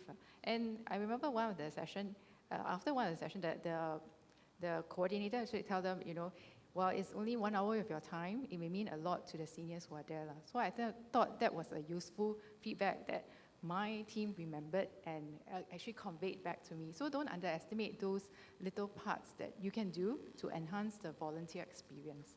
The other part I thought, I keep mentioning Jacob. Yeah, Jacob was the coordinator at the AAC for us. And he helped also he saw us with big Toyogo boxes, right, with all our gears to play games. So we bought like little badminton, it's not an actual size badminton, a small one, those from Shopee, that you can play balloon badminton with seniors, have a lot of the different kits, and then we put it into Toyogo box. Instead of us having to cut the box every time we go, he offered us a space within the AAC to keep our stores. So now we have a huge stash of different items there, and it just makes volunteering so much easier. I think these are the little things that you can do just to enhance the experience for the volunteer as well. Yeah. Thanks, yeah. Maybe I'll just end off the panel, and thanks everybody for the questions, and apologize that we aren't able to take all the questions, but I think feel free to catch up with our speakers thereafter for some of the very specific questions that you have for them. I just want to do a wrap up perhaps by asking our two questions, maybe just a 1-2 liner on maybe a summary or your encouragement to our VM community here today, as they embark on the journey on building and conceptualizing a volunteer strategy. What are your 1-2 liner words of encouragement for them, as they strive to do this transformative piece of work that will help to sustain volunteerism impact in their organization and in the community? I think you're already doing very good work. Take little steps, don't be scared, go with the flow, and okay, we will all do together, right? For me, volunteer management and its strategy must be 3 things. One is co-created, collaborated, and must be from the heart, passion. Well, very hard to follow up that one. I echo what Jerica said, that you guys are doing great work. And you would not be here today, standing proudly, if you were not. I think a word of encouragement is we are not where we want to be yet. I think all of us. We are all still work in progress, and we are work in progress together. What I found interacting with SSAs and other corporates, it's 2 parts of the same coin. We're all trying to get volunteers. We're all trying to do good here, right? I think it's just how do we come together more strongly, listen to each other, understand where each other is coming from, and like what Karen mentioned, how can we co-create together so that it will actually bring impact? And final question, and I'd like to challenge, to answer it in 5 words. Use 5 words, just making it fun. It's International Volunteer Managers Day on 5th of November, and NCSS, together with a lot of our partners, are using the whole month of November to celebrate our volunteer managers. And you can already see the series of posts by all 3P organizations out there in the social media. So maybe can I invite our panel speakers to, within 5 words, share, Okay, I want to make it, okay, maybe you can just share 1-2 liner. I wanted to, 1-2 liner, don't worry. What are your words of, to our VM community on this International Volunteer Managers Day /month? 5 words. Okay, we stick to 5 words. Using my previous boss, Fermin, he always likes to do this, so I'm learning from him. He was our former deputy CEO in NCSS, so he does a lot of moderating. But so that's good. Keep us 5 sharp, words. right? We keep it, just for fun. 5 words. Can I sell my total defense Goyo? It's 5 words. I just counted. Together we keep Singapore strong. Wow, I like it. Nice. I definitely can't beat that. Okay, so for me, 5 words, but from a different perspective. Have fun, Enjoy the moment. I realize our purpose is also 5 words: building a better working world. Wow, okay. Thank you so much. Let's give a round of applause to our 3 speakers. Thank you so much. And for the rest of the questions that are not answered, NCSS will follow up thereafter with the questions we will compile from our speakers and send it back as a post-event resource and learning kit. So thank you all. I'll pass the time back to our MC, Chris. Volunteers are increasingly becoming motivated by causes they are passionate about. We'd love to hear from this table with Selena about your thoughts on trend number 1. We'll pass you a microphone to the speaker on your table. Trends 2 and 3, be ready. Okay, the floor is yours. Hello, yeah. So, okay, caught me off guard. I'll try. Okay. Our objective is, of course, firstly, we have to be aligned. So alignment of our social service organizations to national global standards. And we have to come up with this framework. Then after that, another objective is to find out the aspirations of these volunteers. I mean, since they are very into it, especially due to the external factors. So find out the aspirations and align them to the goals of the organization. So this is one of our objectives as well. And to look at how we can actually create that tangible differences for the volunteers, the kind of like able to benefit us and also supporting our cause. The third objective we are looking at is, of course, to match the volunteers to the causes that they support. Proper deployment, recruiting the right fit. Yeah. Outcomes, specific outcomes we are looking at. Specific outcomes measures for the target populations that volunteers are serving, satisfaction measures as well from the volunteers themselves, the sense of belongings, the levels of satisfactions that they feel about it. Of course, some data, increase the involvement of volunteerism among the agencies by how many %. So that can be one of our outcomes as well.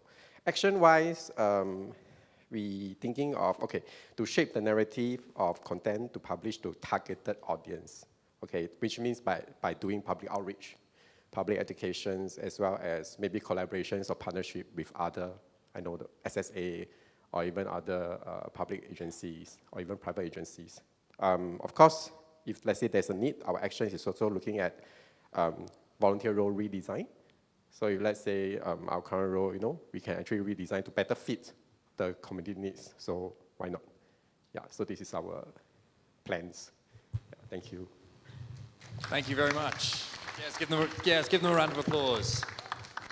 Thank you. And it was wonderful to hear so much synergy there in what we've heard from our guest speaker around creating that clarity for the volunteers. What's the impact we're looking to make and the value add for them as well? That data management piece. And then the translation into action steps that we can take forward, that partnership element. How can we really target the right audience to get the right feet on the ground? Thank you very much, Trend 1, for sharing. Trend 2, we have a table right at the back over here. Do we have a speaker ready? There we go. Trend 3, you're up next. Hi. Here we go. Do I need to stand up? Okay, for trend 2 is about changing demographics in Singapore affecting volunteers and users. I think our team unanimously agreed that I think as volunteers, there's different passions and interests. So for objective, I think we really think it's important to inspire able and energetic individuals with the heart for the silver generation in particular to really step up and invest their time and efforts into this particular cause. In task training is required, resources is required to really engage them with the required training and resources to engage the group of seniors itself.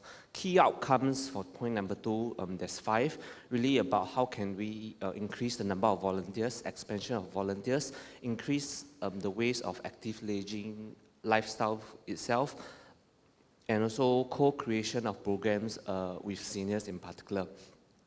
In terms of actions, I think it's really the pain point you have identified, a chicken and egg. If the chicken is really having seniors in need, I would say the egg will be to how can we expand our caregivers itself. So we really need to think through how can we increase the awareness for the self-volunteering initiative among our seniors. We really need to build up our leaders among our seniors to really recruit young volunteers, especially the youth itself, and in terms of programming to actually roll out fun and engaging activities for this particular age group. Yep, thank you. Thank you, number table 32 for trend 2. Yeah, so really about how do we target the right audience, engage them, meet their needs. Again, that partnership element really shining through. Thank you for sharing your thoughts there. Trend number 3, we have a table ready. Trend number 3 is larger technological trends such as AI can change the way we work. Very pertinent topic, would love to hear your thoughts. Hi, good afternoon. This is what I call being arrowed. Okay, and I think we got the hardest one. So what we have is artificial intelligence. So one of the first things that the group actually agreed on is that AI cannot replace human connection. Because when we talk about volunteers, it's all about meeting of minds and hearts, and it's all about the human connection. So if you look at AI, AI is actually part of the tool or an enabler. It should be used as one of the means, one of the ways in which we want to fit into the overarching volunteer strategy that the organization has come on with.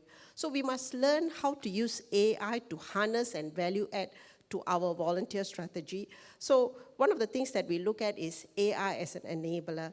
So when we look at the AI, so some of the things that we thought of is that AI can actually revolutionize the way in which we look at volunteers per se. So for example, we have 1,000 volunteers, say, as an organization. Now, it is impossible for a volunteer coordinator or volunteer manager to know each and every one of the volunteer in the group. So what can we do? So if you have AI as part of your strategy of actually appreciating volunteers, in a minute, I would be able to tell that volunteer A is someone who is very keen on, her language of love is probably appreciation gift, and she's very mindful to those, say, mindfulness gift. So as a volunteer coordinator or manager, I would be able to present her with a gift that would actually fit her profile very accurately. So in that sense, it saves us a lot of time, money, and effort, and we actually don't need many volunteer coordinators. Okay, so this is a caveat here. We are not out of business yet. We still need volunteer managers in our midst. So what we are looking at is really about looking at the beneficiaries, impacting them in a way that might be very helpful to them. So again, I need to reinforce that AI is an enabler that we can actually look at for volunteers as well as for beneficiaries. Thank you.